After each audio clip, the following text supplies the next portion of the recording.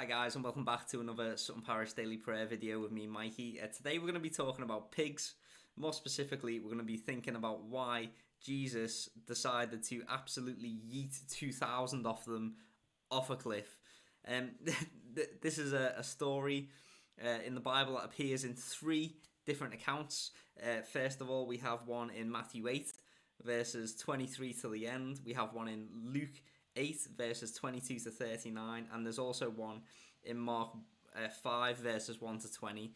And what's important to note in all of these passages, it starts off not with a story about Jesus meeting a man who's possessed by a demon, who then he puts the demons into some pigs, and then the the demons throw themselves off a cliff whilst they're in the pigs. So it all three accounts start with a story of Jesus calming a storm as well. So I think that's also really significant. So we're going to try and get some context for what is happening before we start our piggy theory crafting. So my first thoughts upon hearing this passage, in that this story is just so aggressive. Like, I really didn't want to be going into my evening prayer routine thinking about 2,000 pigs chucking themselves off a cliff. It's not a great mental image. But I was also concerned about the pig farmers. Obviously it's a herd of pigs that are being shepherded by someone, and they're making a living off of it. So what's going to happen to them as a result of this story? And these are questions that I always ask with with a friend of mine who is agnostic, and we always joke about this passage because I'm a Christian minister and he's an agnostic, and we both read this story like a whole bunch, and we don't know why on earth this happens. So what we're going to do is we're going to explore all of the different theories that are out there, and we're going to try and come to some kind of discussion and some kind of consensus. So if at the end of the video you think you know why Jesus has this story in which 2,000 pigs jump off a cliff, then please do put it in the comments below. But first of all, before we start anything, let's hear this passage from Matthew 8, verses 23 till the end.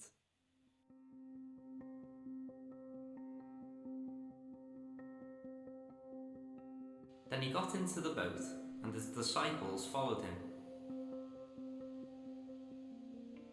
Suddenly a furious storm came up on the lake, so that the waves swept over the boat, but Jesus was sleeping. The disciples went and woke him, saying, "Lord, save us, we are going to drown." He replied, "You of little faith, why are you so afraid?" Then he got up, rebuked the wind and waves, and it was completely calm. The men were amazed and asked, "What kind of man is this? Even the wind and the waves obey him." When he arrived at the other side in the region of Gadarenes, 2 demon-possessed men coming from the tombs met him. They were so violent that no one could pass that way. "What do you want with us, Son of God?" they shouted. "Have you come here to torture us before the appointed time?" Some distance from them, a large herd of pigs was feeding. The demons begged Jesus, "If you drive us out, send us into the herd of pigs." He said to them, "Go." So they came out and went into the pigs, and the whole herd rushed down the steep bank into the lake and died in the water. Those tending the pigs ran off, went into the town and reported all this, including what happened to the demon-possessed men. Then the whole town went out to meet Jesus, and when they saw him, they pleaded with him to leave their region. So there we have it. Jesus calms the storm, and then he's suddenly doing battle with some guys who are possessed by demons, and then suddenly 2,000 pigs are dead, and Jesus and his disciples are run out of the village like the unruly disturbers of the peace that they are. It's worthy just noting at this point that in the other passages in Luke and Mark, it's specifically mentioned that this demon has a name. The demon's name is called Legion, and that's very similar to a Roman army of around 6,000 soldiers. And so there's all kinds of that stuff that's going on in the background. So what we're going to do is we're going to have a look at the different accounts of this passage, so Mark, Matthew, and Luke, and we're going to think about what is each author trying to get us to figure out here. What are they trying to say? What's the meaning behind the text? Well, before we even think about those poor little piggies, let's not brush over the fact that Jesus just calmed a storm. And in each of the three passages, that's what happens. Before we have this story of Jesus doing this demonic battle, Jesus calms a storm. So what we have to think about is, why is calming a storm so significant here? Well, for the original readers of these writings, for the original Jewish audience, the ability to control water would have had some really, really massive connotations. It says in one of the passages, who is this man that even the wind and the waves obey him? Who is this man that even the wind and the waves obey him? And that's a very significant question, and it's a question that is answered immediately if we think back through our biblical history and we think about the meaning of water. In Genesis 1, God hovers over the chaos that is the water and controls them. In Job 38, God makes it clear that only God can keep the sea inside of its boundaries. In Psalm 89, it says that God is the one who rules the oceans. In Exodus 14, we see the parting of the Red Sea. In Jonah, we see that God calms the storm when Jonah finally does as he's told. So what are we supposed to think? Well, we're supposed to be thinking immediately that Jesus is God. So before we're even getting into the story about pigs, the context for this passage that each author is trying to tell us in each of the gospel accounts is that Jesus is being painted as the Messiah. Jesus is God, and he's come in human form to literally calm the storm and control the waters. So when Jesus and the disciples get to land, we see a different kind of storm taking place, and this is a storm that is happening within someone's life. First of all, they arrive on a piece of land, and even the land that they arrive on is significant. We know that the territory that they've travelled over by boat, this territory that they are arriving on, is no longer Roman-occupied Jewish soil. It is Gentile territory. And of course, it's not Jewish territory. The landowners are keeping pigs, and that is something that the Jews would have considered unclean. So Jesus arrives on this foreign soil, and does he just decide to make the pigs go sleeping with the fishes just because they're unclean? No, it's not that at all. It's so much more deep than that. Because remember, we're supposed to be thinking at this point, even before we see Jesus meet this man who is possessed by demons, our audience, we the audience, are supposed to be thinking, he is God. He is the Messiah, and he's been painted as such. So we have to ask the question, what is God going to do then? Well, Jesus gets off the boat. Jesus, a Jew who is completely Jewish, gets off the boat and goes into Gentile territory and is immediately confronted with a man who is completely naked. These things would have made any faithful Jew feel unclean. But what do we know about this man that Jesus is about to confront? Well, first of all, and perhaps scariest, is that this person had to be exiled from their community, because as it says in the Mark account, their possession was so great, their demon possession was so great, that they could not even be contained by chains because they would break them. So he was an outcast, a reject. He was confined to living in the tombs, or we might call a graveyard. So it's just really scary imagery in and of itself for us. But again, he spent his time cutting himself and screaming. So he was bleeding, he was hanging out in tombs. And even all of this stuff to a Jewish audience, you would be thinking all about uncleanliness. So hanging out in tombs and bleeding would have been ceremonially unclean for a Jew. Jesus commands the demon, significantly named Legion, to come out of the man.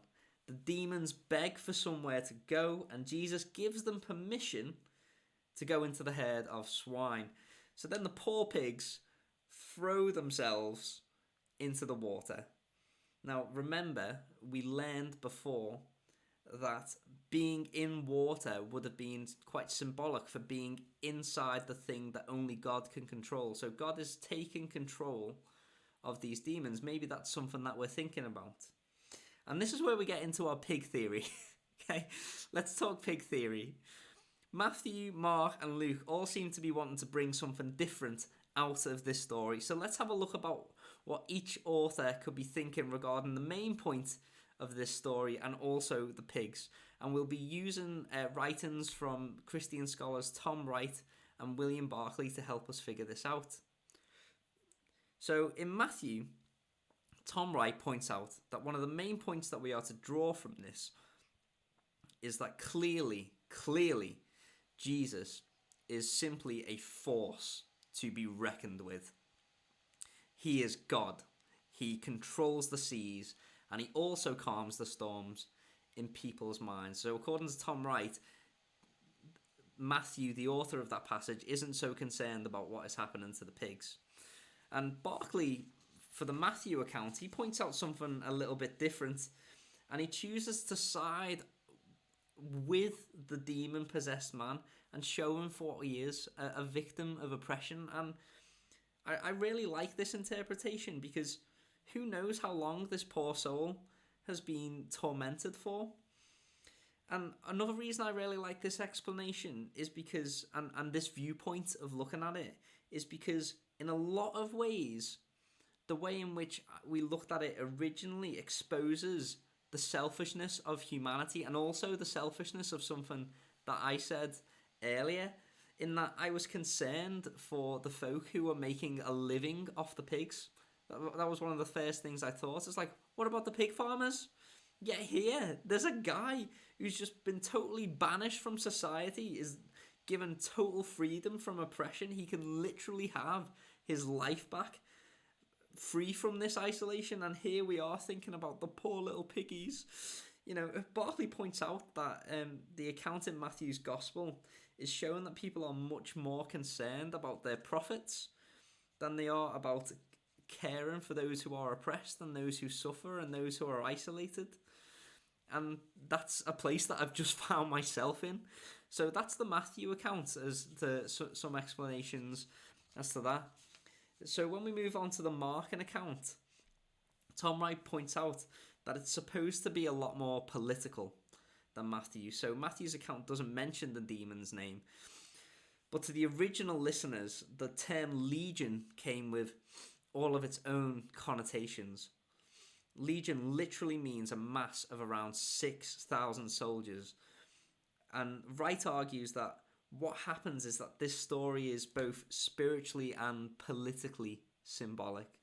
So when Jesus drives out Legion, this chaos-causing demon, from a suffering, oppressed person's life, this could also symbolize the victory that Jesus will have, and the victory that Jesus, the impact that this will have on the oppressive Roman regime that is occupying Jewish territory at that time, and also the victory that's going to have over all the worldly forces of darkness and oppression. So driving the pigs into the water, driving the demons into the pigs, and then the pigs into the water, it's literally saying that Jesus will have this all under control.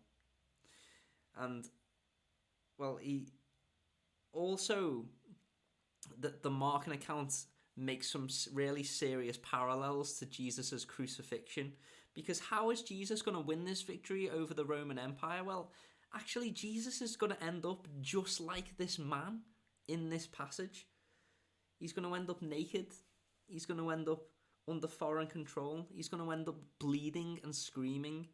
He's going to be cast out into a tomb, and Jesus is going to overcome all of that. So that's one explanation. So on the other hand, Barclay does acknowledge the political element of this story, but again brings it back to this poor fella.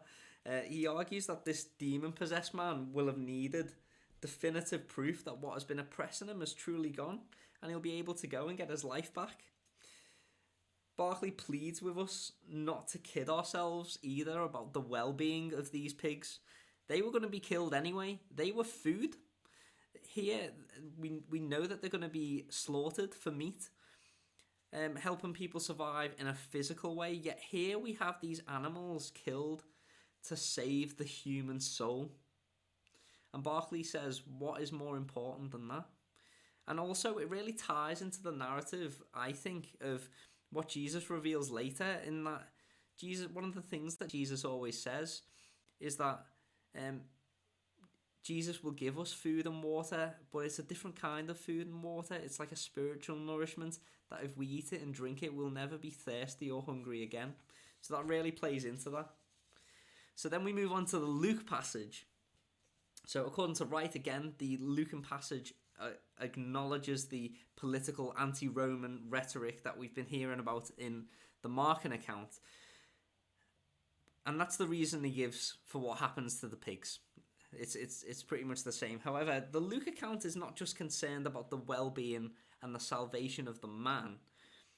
Luke also wants us to know about the salvation and the reconciliation of the Gentiles as well. It's a freedom that Jesus is going to bring from oppression that isn't just for the Jews, it's for the Gentiles too. So at the end of this passage, the guy, having been given his life back, he asks to go with Jesus in the Luke account, and Jesus tells him to go home and to tell his people what had happened back to the place where he came from. Why? Well, it's to reconcile that hurt that was from the past, to get him to tell her that miracle that Jesus has done, to preach the good news in that Jesus comes to give freedom from oppression, spiritually and physically, and no matter where you are from. And then another explanation that we have for the Luke passage, again, comes from William Barclay, and this is a really interesting one that I think, is that Barclay points out that maybe this demon-possessed man, is not exactly demon-possessed at all. Maybe he's just suffering from some kind of PTSD. So perhaps long ago in this man's past, maybe he's seen an actual invasive, pillaging, destructive Roman legion, like a physical one, like an army, a great legion of soldiers, force themselves upon his land, upon his way of life, and everything that he knew to be secure as a child was destroyed, and as a result he is suffering mentally from what happened. So an explanation that Barclay offers is quite interesting.